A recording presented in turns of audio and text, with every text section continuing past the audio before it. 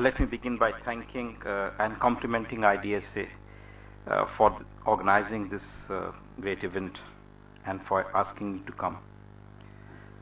I shall briefly trace how the moral argument and the security argument have evolved in the nuclear age and analyze their interplay in present times. I will try to hint when the stream of reason may have strayed. It requires a sustained and systematic process of nuclear disarmament in order to realize the vision of a nuclear weapon-free world. There are diverse perspectives on nuclear disarmament depending upon where the observer is located. However, nuclear disarmament is inconceivable anywhere without the moral argument, that is, the consequences of the use of nuclear weapons causing indiscriminate mass annihilation rule out any role for them in war, and that they must be abolished. Such a simple assertion, though, elicits an instant response that as long as these weapons exist, they have a role in ruling out their use by the adversary. In short, the doctrine of nuclear deterrence. While the moral argument has remained consistent all through the nuclear age, the defenders and justifiers of possession, acquisition, and role of nuclear weapons have been found to be shifting their ground. Those building them first did it in a race against time to preempt a possible Nazi bomb. When the Nazis collapsed in April 1945, they persisted with the Manhattan Project and, buoyed by a successful test in New Mexico, made demonstrative use against Japan in August 1945. Thereafter, for a brief time, the bomb appeared to be an ultimate weapon, as warning to any adversary in the post-war flux. When the Soviet Union too acquired the bomb, there commenced an arms race fueled by technology and driven by deterrence theories of the Cold War. The arms race or the deterrence theories never really stopped, even after the Cold War. The moral argument, on the other hand, wholly rejected the bomb ab initio, sought to stop it in its tracks, and gave rise to a stream of ideas and proposals to do so. In the debate that followed, and which continues till today, the moralists have sought to counter every rationale given for nuclear weapons. These weapons, nonetheless, have survived. Till about 1962, the defenders' case comprised attempts to seek a solution to the problem posed by nuclear weapons in the larger context of general and complete disarmament. Nuclear weapons were seen as addressing the inferior conventional forces of the West, and the Soviets reacted by their own nukes. While both sides justified their weapons in terms of deterrence, for the West it was a deterrent against both nuclear and conventional threats.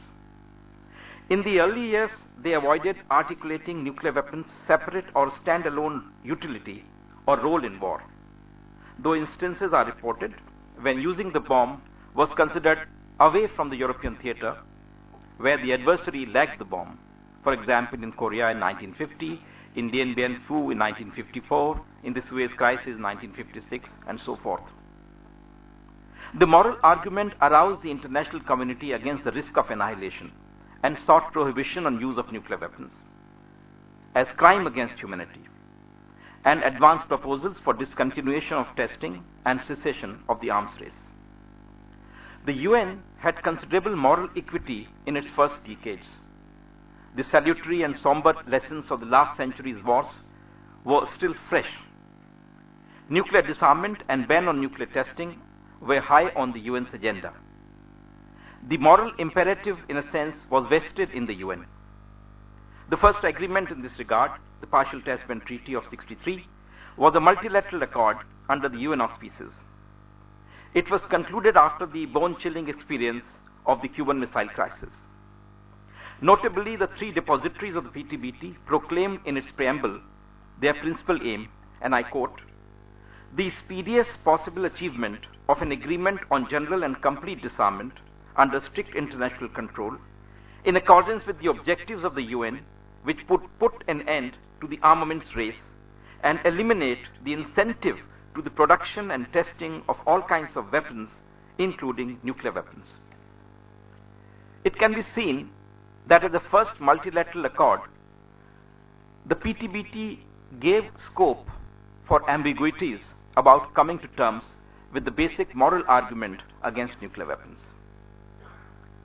The second treaty in the 1960s, the NPT, which remains one of the most important even today, mentions in its preamble, and I quote, "Considering the devastation that would be visited upon all mankind by a nuclear war, and the consequent need to make every effort to avert the danger of such a war, and to safeguard the security of peoples."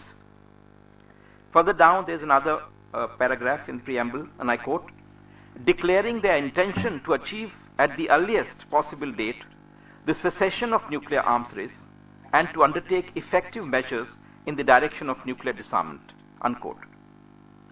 While the strength of NPT lies in its being the first and the only multilateral agreement in force to acknowledge the danger of nuclear war and to ask for nuclear disarmament, the security element, along with the need for cooperation and facilitation by all states, formally enters the multilateral lexicon.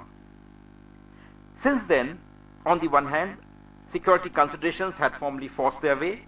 On the other, the bilateral negotiations during the Cold War and over the past 2 decades have excluded any multilateral processes to bear upon them, except possibly consultations within respective alliances. As for the larger international community, even as it felt the fear of annihilation, it lacked adequate common ground among different groups, namely those with unreserved moral opposition to nuclear weapons, then those with nuclear umbrella of military alliances, and then those who were left to fend for their security in the complicated situation that evolved. The ups and downs in the exclusive bilateral processes impacted all other processes seeking commitment from and involving all nations with nuclear weapons. This had the effect of breaking the mandate emanating from the moral argument. Institutionally too, the moral authority of the UN during the last decades of the last century was somewhat strained, even as its pristine rigidities endured. As for the deterrent effect of nuclear weapons in preventing war, its absence in Europe provided little comfort about scores of wars in the developing world, which on occasions festered with tacit support by outside nuclear powers. After the Cold War, these have been more frequent and devastating, and nuclear weapons have been of no use in preventing their outbreak. Even in Europe, the war in Balkans raged for almost a decade. Multilaterally, given the different stances taken by the various groups, as well as China, India, Pakistan, Israel, and North Korea, taking all on board would seem to be only at the expense of the centrality of the moral argument. While relief in the West from nuclear angst came in 1990, it flowed from the historic political transformation in Central and Eastern Europe, rather than balance of forces, or what I could say, the reified numbers game. The security paradigm persisted intact. It also underlay nuclear disarmament, as all nuclear weapon states were linked in a chain of interrelated threat perceptions. The important issue, therefore, is how to resolve this entangled web of varied and interactive security perceptions with the moral argument. The diversity of perspectives hinders a global approach. Those arguing from security differentiate between nations and regions, whereas the moral argument runs against nuclear weapons anywhere, in recognition of the fact that consequences of nuclear weapons use cannot be limited to potential belligerents or a selected geography. Even as the 5 NPT nuclear weapon states lack uniformity of approach, and other NPT parties vary depending upon alliance or tensions with great powers, there has been today enormous active interest in nuclear disarmament, on the part of a fairly large number of countries, thanks to the moral campaign of the NGOs, the civil societies, as well as international peace movements. Finally, to quote from the first of the seminal articles in 2007 by the four horsemen of the apocalypse, Messrs. Kissinger, Schultz, Perry and Nunn, and I quote, "Non-state terrorist groups with nuclear weapons are conceptually outside the bounds of a deterrent strategy and present difficult new security challenges," unquote. Closer home, there is the nagging sense that far from being deterred, non-state suicide terrorists are allowed to fester and group under the shelter of nuclear weapons and are put to use for political ends, thus outstripping the bonds of professed credible deterrence. The series of articles by the four, however, contain elements where the moral argument and that of security might converge. They question faith in mutual assured destructions, since it could dramatically increase risks in present times that nuclear weapons will be used. They invoke the visionary moments of the past decades when world statesmen, Eisenhower in 1953, Kennedy in 1962, Reagan and Gorbachev in 1987, and Rajiv Gandhi in 1988, arrived at the same moral conclusion. The four refer extensively to Presidents Reagan and Gorbachev, and I quote, "Ronald Reagan called for the abolishment of all nuclear weapons, which he considered to be totally irrational, totally inhumane, good for nothing but killing, possibly destructive of life on earth and civilization." There is another quote I'd like to do, but probably time constraints would prevent me. However, this clarity of purpose of the four gets glazed by April 2012, when Kissinger and Scowcroft state in an op-ed in the Washington Post that, and I quote, "Regardless of one's vision of the ultimate future of nuclear weapons, the overarching goal of contemporary US nuclear policy must be to ensure that nuclear weapons are never used. Strategic stability is not inherent with low numbers of weapons. Indeed, excessively low numbers could lead to a situation in which surprise attacks are conceivable," unquote. Even this, to me, does not fully undo the convergence with the moral argument, in the sense that emphasis remains on an overarching goal to ensure that nuclear weapons are never used. However, there is the familiar whiff of realpolitik, as they re-emphasized some old basics and added preconditions for nuclear arms reduction, such as enhancing strategic stability, sufficiency, diversity, robustness, as well as suitability and interrelationships of strategic forces with new technologies, including missile defense and precision-guided or long-range conventional weapons. Furthermore, they raised issues such as weakening of non-proliferation regime and emergence of proliferating states with 100 nuclear weapons, and the need for reassurance about reliability of extended deterrence. One might still detect in such twists and turns in the realm of big ideas an abiding unease with nuclear weapons, and thus a vindication of the moral argument. However, for all the hopes kindled by these articles since January 2007, as well as those by President Obama's Prague speech and his Berlin speech, the New START Treaty, and a range of proposals under other intergovernmental and civil society initiatives, there is a sense of a setback today.